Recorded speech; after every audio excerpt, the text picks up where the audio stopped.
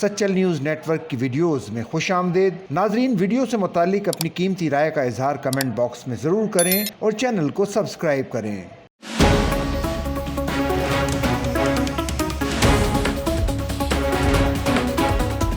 وزیر داخلہ سندھ ضیاء الحسن لنجار نے کہا ہے کہ سندھ پولیس ڈاکوؤں، جرائم پیشہ افراد اور امن دشمنوں کا مقابلہ کرنے کی صلاحیت رکھتی ہے۔ سندھ پولیس اسلحے سے اچھی طرح لیس ہے اور مہارت کے لحاظ سے بہت بڑی صلاحیت رکھتی ہے۔ سندھ پولیس میں مزید کام کرنے کی ضرورت ہے۔ سندھ ماضی کی نسبت زیادہ پرامن ہے۔